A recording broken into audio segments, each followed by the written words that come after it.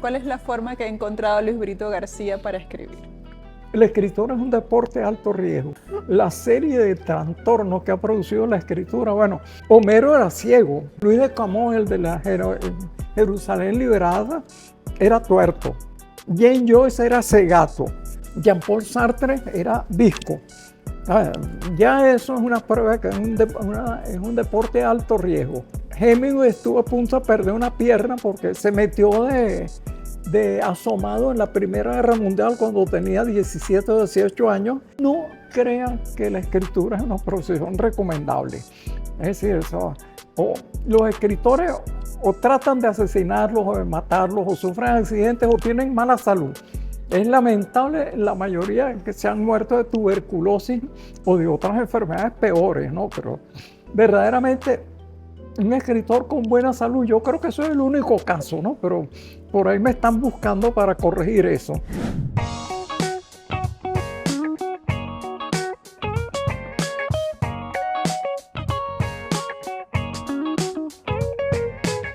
Hola, ¿cómo están todos y todas? Bienvenidos a un nuevo episodio de Entre Libros Podcast, el podcast de la Librería del Sur. Recuerde que todos los jueves estamos publicando una entrevista en nuestro canal de YouTube Entre Libros Podcast con alguna personalidad relacionada con el mundo literario de Venezuela, desde las diferentes aristas como escritor, como lector, como comercializador de las diferentes opciones que tienen los lectores y las lectoras de Venezuela a disposición para su encuentro con el libro. Desde ya los invitamos a que se suscriban a nuestro canal, a que estén atentos a cada uno de los contenidos que estamos publicando en YouTube. Estamos como Entre Libros Podcast y en el resto de las redes sociales a través de las cuentas de la Librería del Sur. El día de hoy vamos a hablar de escritura y para eso tenemos un invitado muy especial que va a compartir con esas personas que aspiran a convertirse en escritores, a saber plasmar las historias, el conocimiento, los testimonios que quieren compartir con la comunidad lectora a través de la creación literaria. Estamos hablando de Luis Brito García, escritor, ha sido reconocido con diferentes premios en Venezuela y a nivel internacional y es una referencia en la escritura venezolana. Y vamos a compartir además su último libro que se llama Narrar es un placer, que él dedicó a los escritores. Para quienes son, fueron y serán escritores de Luis Brito García. Bienvenidos a Entre Libros Podcast. Bueno, muchas gracias. Placer estar aquí con ustedes. Hay un equipo ahí invisible. Así es. Tenemos a nuestras compañeras, a Fraimar, a Gil, a María, que trabajan con nosotros para precisamente sea posible esta ventanita para mostrar lo que se hace en Venezuela a nivel literario.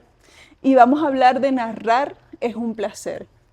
Dentro de su vasta experiencia, las obras que ha hecho, ¿por qué dedicar esta obra a hablarle a quienes quieren ser escritores?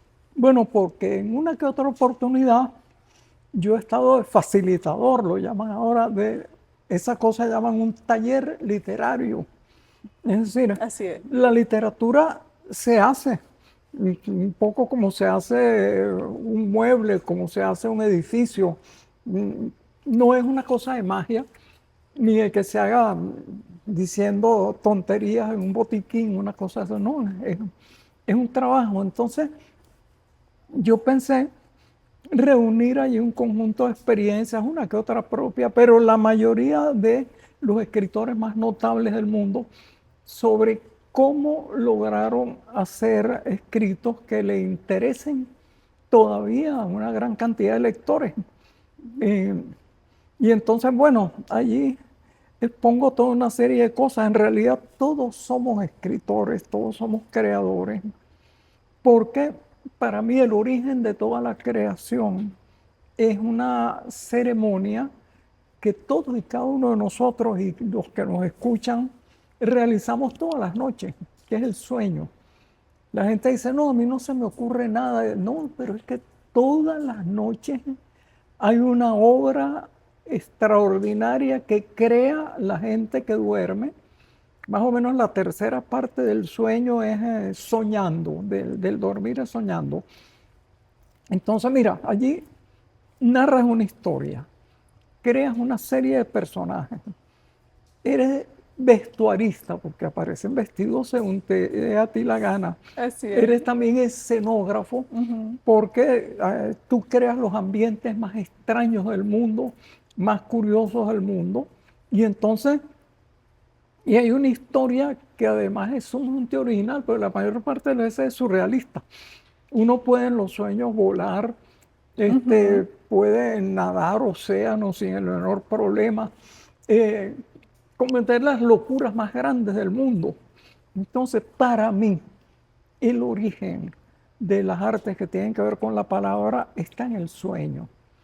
Porque para mí esa cosa originaria, primordial, que son los mitos, de los mitos se deriva la religión, pero después se deriva la filosofía, finalmente la literatura. Los mitos, como toda la gente sueña, uno podría pensar que nuestros antepasados primordiales a veces soñaban algo y no recordaban si había sido algo real o algo imaginario. A mí me ha pasado a veces, tengo uno que otro recuerdo, que no recuerdo si es que lo he soñado o es que es real. Así es. Recuerdo una vez una hermanita mía que se despierta y me dice, oye, ayer estuvimos en el Coney Island, que era un parque de diversiones que quedaba en el este. Yo dije, no, ayer no. No, sí, estuvimos allí. Es decir, el primer elemento de la creación imaginaria es la ensoñación, el sueño.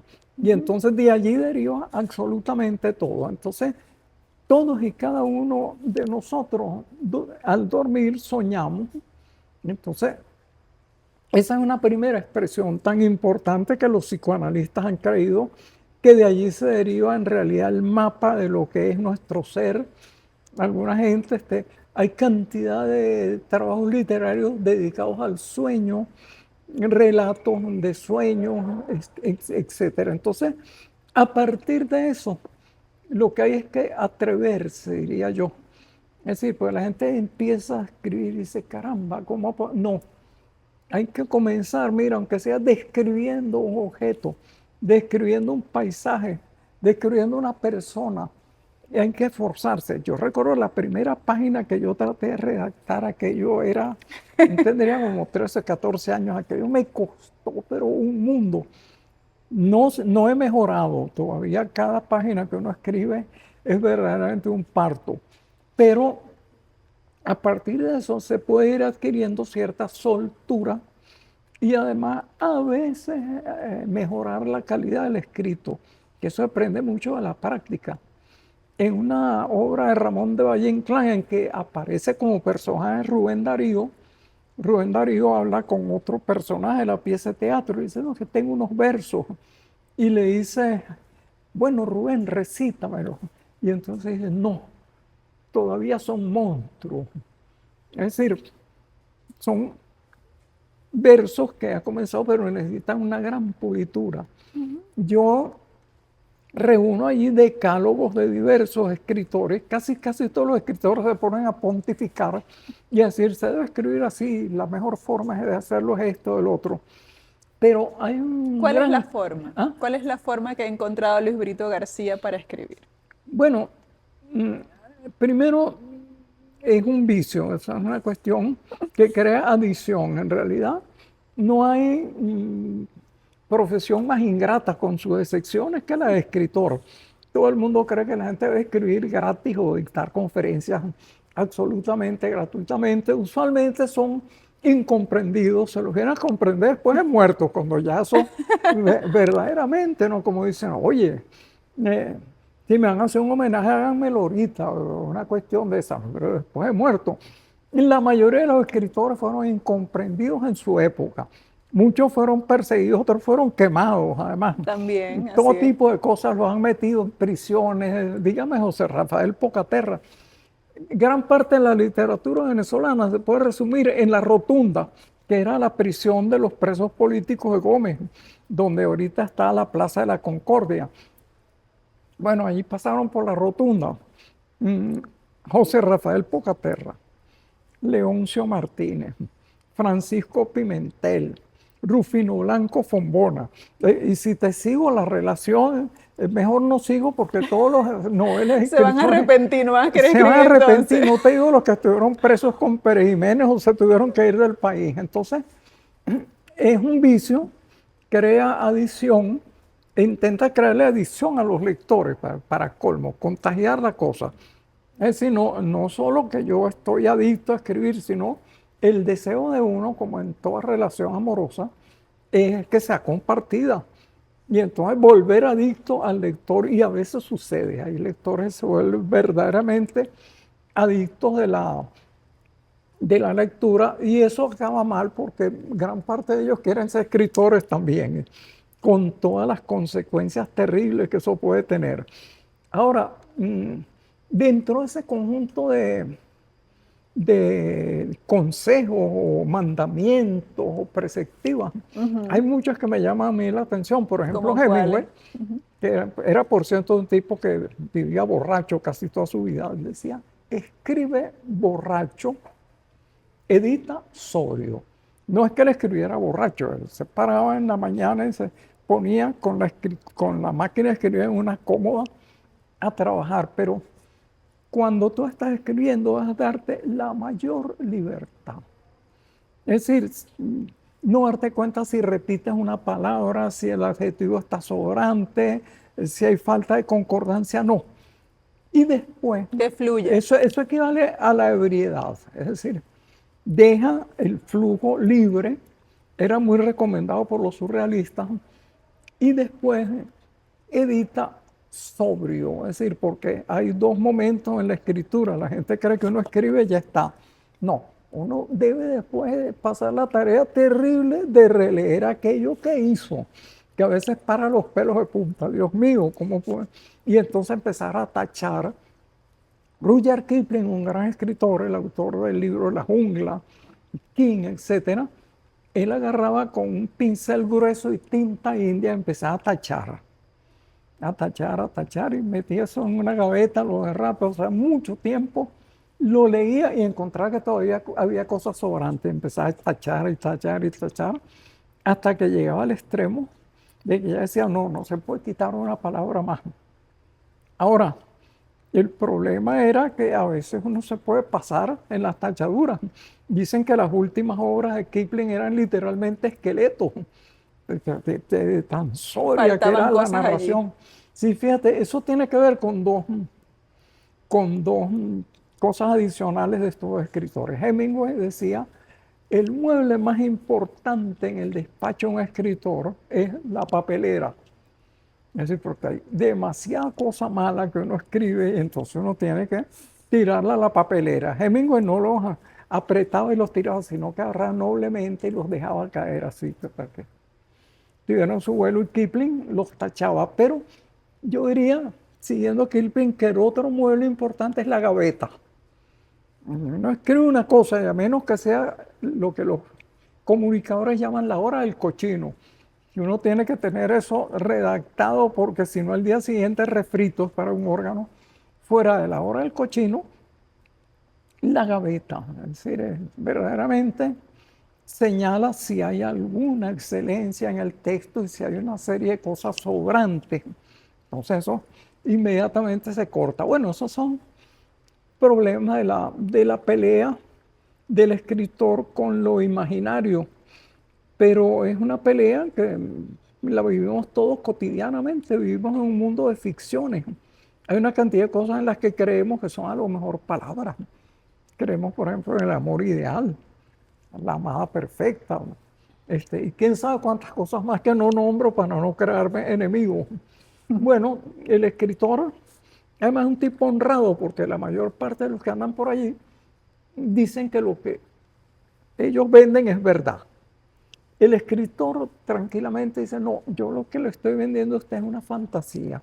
Eso no es verdad. Y es más, en muchos casos la cosa es verdad, pero la ponen como una fantasía, pues una fantasía más, porque es demasiado terrible lo que están narrando. Entonces, no, o sea, todo es imaginario. No se preocupen. Entonces, bueno, en total que este es un conjunto de fórmulas, consejos para los que se meten en ese brete de escribir cosas narrativas, ensayos, hasta poesía. ¿Debe tener algo a priori alguien para ser escritor, además de la práctica que la desarrolle después? ¿Qué debe tener en Mira, esencia un escritor? hay excepciones a todo eso que yo digo. Pues. Todo lo que uno dice es relativo. Eso, el escritor miente mucho. Como dice Nietzsche, los poetas mienten mucho. Y él era poeta, además, ¿cómo tomamos eso? ¿Era en serio o no era en serio? Pero, fíjate, hay lo que yo llamaría elegidos de los dioses. Son señores que nacen aprendidos. El primer verso que escriben es una revelación, es un relámpago. Ponle tú a Arthur Rimbaud, acá, un muchacho que adolescente apenas hace un puñado de poemas y a los 19 años decide dejar la literatura porque ya él hizo lo que tenía que hacer y después se va al África y se mete ahí hasta traficante de esclavos. Pues llevaba esclavos de un lado a otro en un carromato, comerciante tenía, y se muere a los 34 años de una gangrena en una pierna. Bueno, pero ¿por qué repentinamente ese muchacho sabe, adolescente, lo que hay que escribir para romper con todas las tradiciones de la literatura? Esos son casos excepcionales, relampagueantes, de gente que tiene una especie de don. El resto de los seres humanos tenemos que trabajar. Oye, eso es lo más antipático que se puede decir en cualquier profesión. Hay gente que tiene lo que llaman un carisma, ¿no? Determinada actriz, uno no sabe cómo, es un don de los que le salen dioses. las cosas como sin esfuerzo. No, claro, eso es lo que llaman el flechazo, de repente también una relación amorosa, que el flechazo uno no sabe qué, por qué, a cuenta de qué ni cómo. Entonces, hay algunas personas que excepcionalmente dominan el arte, poseen una especie de magia, pero esos son los elegidos. Ahora, muchos de esos elegidos lo que pasa es que han trabajado como no hay idea. Honorato Balzac, por ejemplo, o sea, maravilloso novelista, un individuo que desentrañó la sociedad de su época. Cada novela de él era reescrita como 8 o 9 o 10 veces hasta que los editores se la quitaban. Era terrible porque el primer borrador lo mandaba para que le mandaran las pruebas de galera, como decían en esa época. Entonces le agarraban todas esas pruebas, las desmenuzaba, les ponía añadidos, le tachaba. Eso parecía un cuadro abstracto, los originales de Balzac. Entonces, pacientemente el editor volvía a componer eso. Además, se componía en esa época con letricas de plomo y todo eso. Entonces le volvía a mandar y otra vez el tipo despedazaba todo. Total, el volumen general de una novela de Balzac, él había trabajado como 10 veces eso.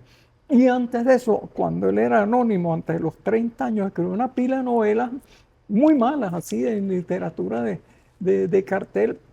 Yo diría que estaba soltando la mano para fabricar una serie de obras maestras. Entonces la gente dice, oye, Balzac, qué talento, que se mató trabajando. Además, se murió a los 51 años porque para trabajar se bebía varios tobos de café diario. Y entonces era además un tipo gordito. Y no es recomendable ser gordito. Beberse un tobo de café, varios tobos de café diario y además ser escritor. Lo otro puede ser, pero la combinación con la escritura es fatal. El escritor es un deporte de alto riesgo. Yo ahí señalo toda la serie, no, la serie de trastornos que ha producido la escritura. Bueno, fíjense ustedes que Homero era ciego, quién sabe, perdió la vista a causa de la escritura. Luis de Camões, el de la Jerusalén liberada, era tuerto. Jane Joyce era cegato, aquello que pasó toda su vida. Jean-Paul Sartre era visco. Ya eso es una prueba que es un deporte de alto riesgo. Hemingway estuvo a punto de perder una pierna porque se metió de asomado en la Primera Guerra Mundial cuando tenía 17 o 18 años y le reventó cerca un obús que le metió un centenar de fragmentos en el cuerpo. De milagro no perdió la pierna, pero además se estrelló varias veces en avionetas, estuvo en la Guerra Civil Española, bueno, es verdaderamente desastroso. Entonces no crean que la escritura es una profesión recomendable. Es decir, o los escritores o tratan de asesinarlos o de matarlos o sufren accidentes o tienen mala salud. Es lamentable la mayoría que se han muerto de tuberculosis o de otras enfermedades peores, ¿no? Pero verdaderamente un escritor con buena salud, yo creo que eso es el único caso, ¿no? Pero por ahí me están buscando para corregir eso. Hay otro riesgo Ah, que no es de salud en este caso, que impone la realidad, la actualidad ajá, al oficio de la escritura. Puede ser un riesgo o una oportunidad, depende cómo lo vean, que ajá. es la inteligencia artificial. De eso estábamos hablando antes de iniciar la entrevista. Eh, Pone en peligro la escritura, la obliga a transformarse en qué va a ser la Mira, escritura ahora. yo le he dedicado ese tema, no ahorita, en un libro mío que se llama Rajatabla, que apareció el año 71, ya hay un relato en que las máquinas toman el control del mundo. Tengo una novela inédita que se llama Fast Function Algorithm, el fin de los tiempos, donde ese tema es ampliado para mí.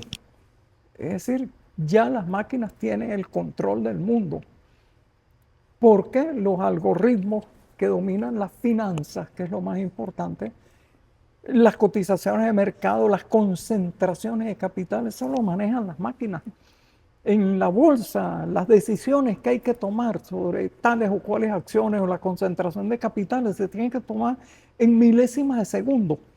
Ahora eso además te va alcanzando poco a poco a la suplantación del ser humano. Las máquinas analizan textos jurídicos mejor que los abogados, hacen diagnósticos médicos con mejor precisión que los médicos, manejan automóviles, le ganaron al campeón mundial de ajedrez a fines del siglo pasado. Actualmente le ganaron al campeón de Go, que es un juego mil veces más complejo que el ajedrez.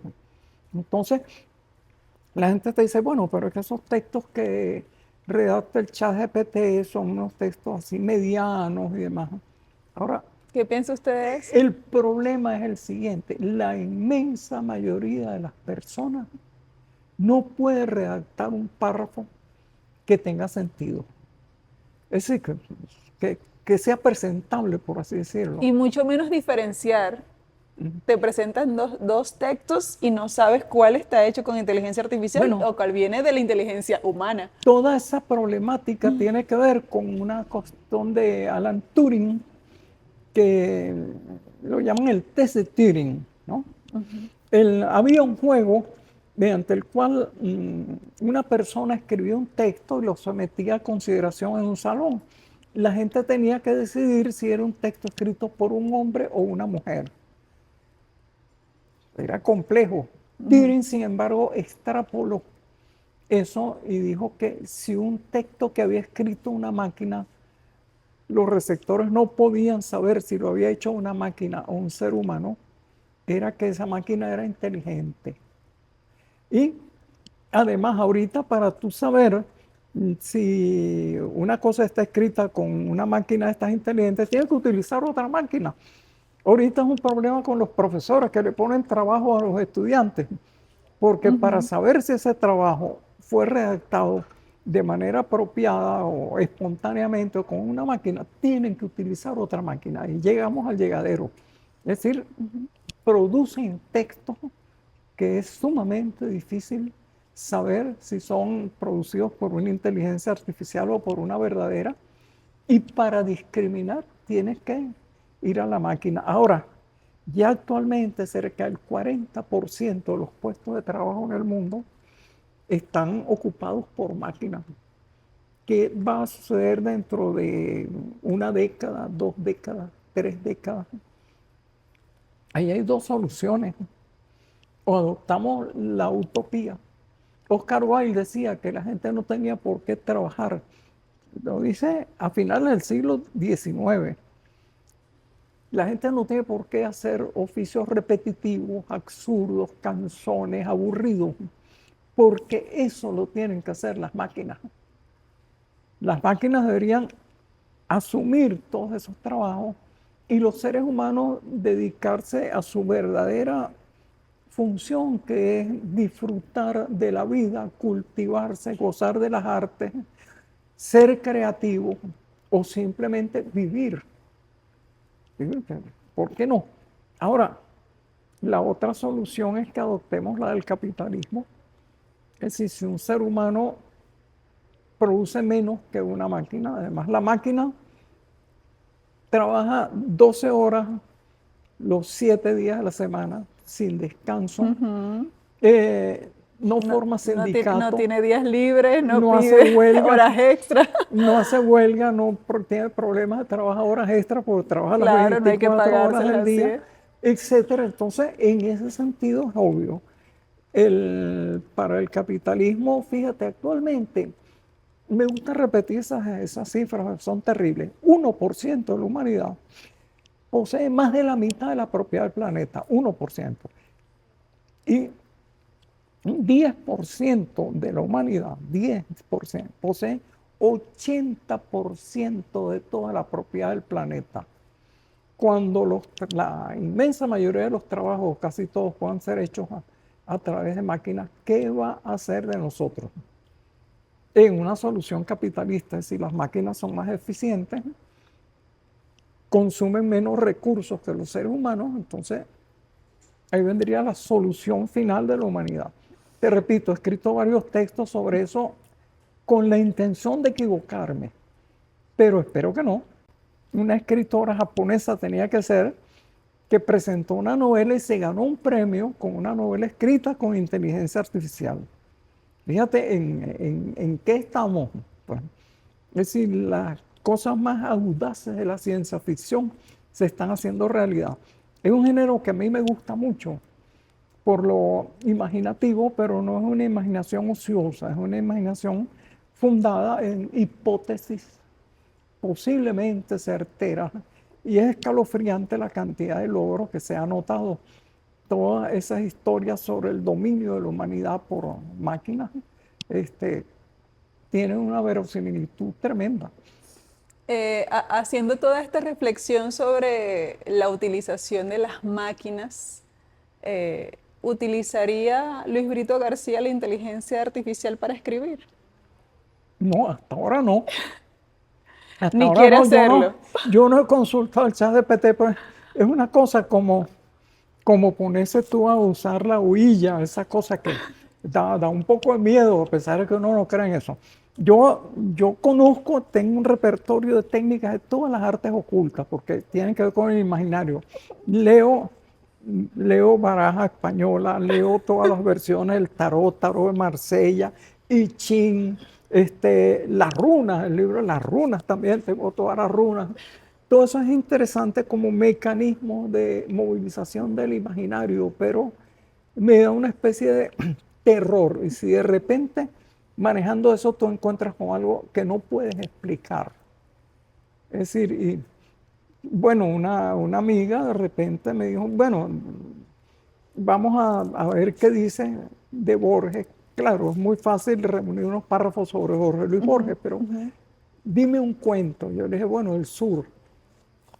A los segundos ya esa máquina tenía un ensayo como de 10 páginas sumamente eh, apropiado sobre ese cuento de Borges, sobre un cuento, no No decir las lo que todos generalidades, sabemos, claro. que es un escritor muy bueno, que no, exacto. Entonces, estamos ante otra cosa.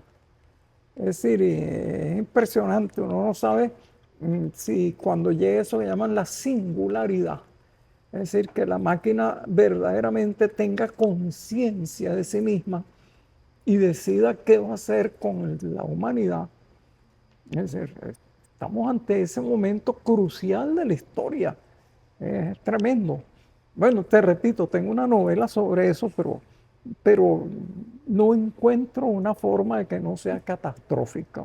Es decir, El panorama está complicado. el panorama está complicado. Finalmente, Luis Brito, luego de 90 títulos, que dedicaste a aconsejar en el arte de la escritura, ¿qué queda pendiente? ¿Qué cosa al Luis Brito escritor le hace falta por hacer? Bueno, mira, yo tengo una, un trabajo como unas 2000 páginas crudas sobre la historia de la cultura en Venezuela. Crudas porque necesitan documentación, terminación, etcétera, etcétera. No porque me interese acumular tomos y demás, sino por lo siguiente, mi idea es que cada época tiene un paradigma que rige toda la creación en líneas generales y la creación estética. Fíjate tú que tú tienes aquí en la colonia, ¿qué tienes? Música religiosa, pintura religiosa, escultura religiosa, orfebrería religiosa, arquitectura fundamentalmente religiosa, fortalezas y castillos. Bueno, pero era todo el mundo beato. ¿En qué forma se imponía eso? Después viene la independencia. Bueno, ¿qué tenemos? Música, himnos, canciones patrióticas, pintura patriótica porque es de los próceres. La literatura pasa de ser literatura religiosa, autobiografías, memorias de los próceres y la historia de Venezuela de Baraldi.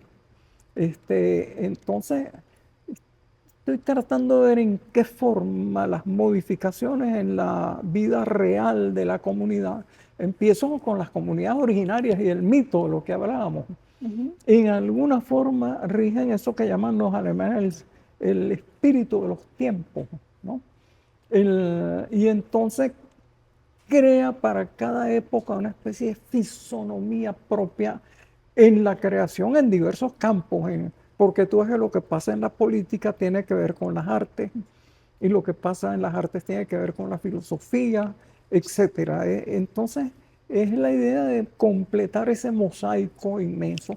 Estoy también escribiendo un libro de 1001 novelas de una línea.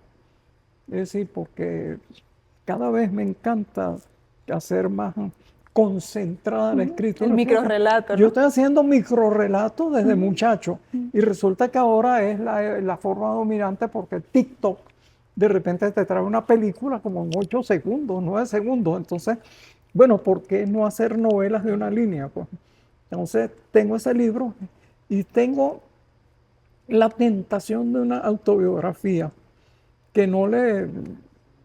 En realidad yo digo que todos los géneros son variantes de la autobiografía, escondida. Ahora, uno para ponerse a contar la vida propia tiene que inventar un estilo, tiene que inventar una estrategia. Entonces está entre las cosas pendientes que tengo todavía que resolver, ¿no? Son bastantes. Luego de decirnos que la escritura puede ser un oficio que te devuelva mucha ingratitud, además de ser un deporte de alto riesgo, ¿Ah? volvería a ser escritor, con ese conocimiento que tiene con la vida y las gratificaciones o no que haya podido tener como escritor, ¿volvería a elegir ser escritor? Sí. Mira, ¿cómo no? Hay un adagio latino que dice ars gratia arti. El arte es la recompensa del arte. Si tú estás pensando que eso te va a traer honores o riquezas, etcétera, bueno, puedes a condición de que en principio sea muy malo. Uno ve cosas que son horripilantes y que a la gente le encantan. Tengo ahí, por cierto, eso en una de las cosas, pongo la receta del bestseller. El bestseller es una obra maestra degradada. Hay una obra maestra de este escritor Rudyard Kipling que se llama El libro de la jungla, sobre un niño criado por los lobos.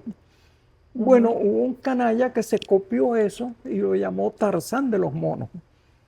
Entonces, bueno, escribió como una docena, una veintena de novelas de Tarzán de los monos y todavía hay películas con Tarzán y todo eso. Correcto. Tú tomas una obra maestra y la degradas, le quitas la excelencia que tiene, ahí tienes un bestseller. Tiburón, por ejemplo, hay una obra prodigiosa de Herman Melville que se llama Moby Dick. que es sobre las relaciones, coño, con un ser marino, la interrogante si ese ser tiene conciencia, fíjate, la misma nuestra con la inteligencia artificial, la ballena blanca. Ella conoce, está determinada. Hay un combate entre el capitán Ahab y ella. Entonces, bueno, llega un chorlito por ahí, escribe tiburón. En lugar de la ballena blanca es un tiburón. Este, y no hay ningún enigma en el libro. Yo soy, por cierto, submarinista y conozco mucho los tiburones. Me han dado vueltas a veces, pero nunca se han metido conmigo. Todo lo que aparece en ese libro sobre los tiburones es falso. Entonces, fíjate tú cómo logras de una obra maestra que es Moby Dick, escribes entonces tiburón, que lo llaman en inglés heart, es así, mandíbula, y creas un relato anodino, pero eso tiene un gran éxito, porque toma una esencia de la obra maestra sin hacer lo que hace la obra maestra, que es plantear un enigma sobre la condición humana.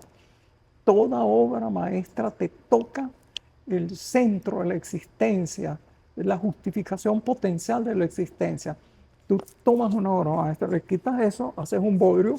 Romeo y Julieta, por ejemplo, por ahí salió una novela hace 30 años que se llamaba algo así como Amor, o no me acuerdo qué cosa, que era absolutamente mediocre, hicieron una película todavía peor.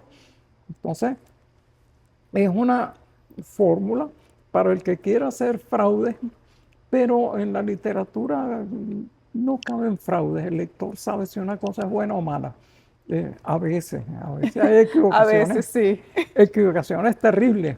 Ahora, en todo caso, yo no hablo mal, trato no hablar mal de ninguno de los colegas, porque quién sabe si el que está equivocado es uno.